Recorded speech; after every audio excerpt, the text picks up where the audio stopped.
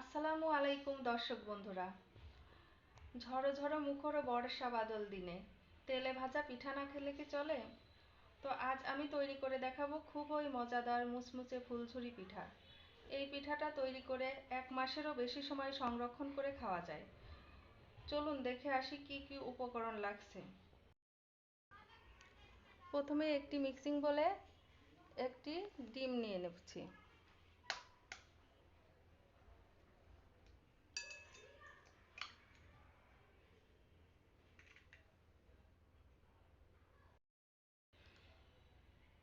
এবার দিয়ে দিচ্ছি 1.25 কাপ পরিমাণ চিনি। এবারে দিয়ে দিচ্ছি স্বাদ মতো লবণ। এবার দিয়ে দেব কোকোনাট মিল্ক। এটা একেবারেই অপশনাল, আপনারা চাইলে স্কিপ করতে পারেন। আমি দিচ্ছি জাস্ট ফ্লেভারের জন্য। এবার এগুলো দিয়ে একটি মিক্সিং বলে ভালো করে মিক্সড করে নেব প্রথমে। এবার দিয়ে দেব 1 কাপ পরিমাণ চালের গুঁড়া। এরপর দিচ্ছি 1 কাপ পরিমাণ আটা। আপনারা চাইলে এখানে ময়দা ইউজ করতে পারেন আটার পরিবর্তে। এবার এই উপকরণগুলো কিছু সময় ধরে মিক্স করব।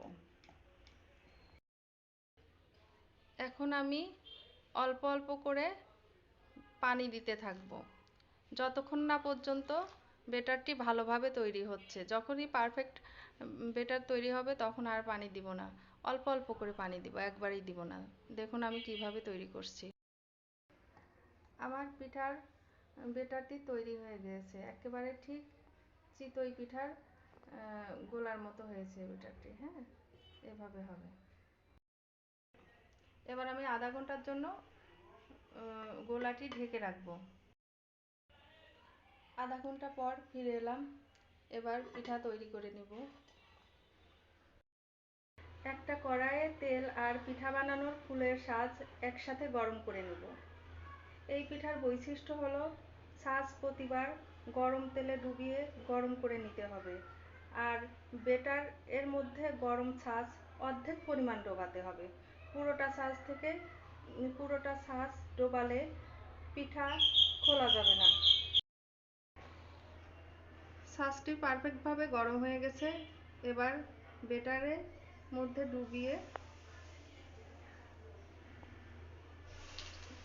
এভাবে দিলাম। এখন এভাবে একটু ঝাঁকাবো, দেখবেন পিঠাটি খুলে যাবে। দেখুন একেবারে খুলে গেছে। এবার আমি পিঠা এখনই দেখছো যখন সবগুলো পিঠা এভাবে ভেজে তুলে নেব। আমার পিঠাগুলো তৈরি হয়ে গেছে, অনেক মুচমুচে হয়েছে। আমার পরবর্তী ভিডিওগুলো দেখতে চাইলে ফলো এবং সাবস্ক্রাইব করুন। আল্লাহ হাফেজ।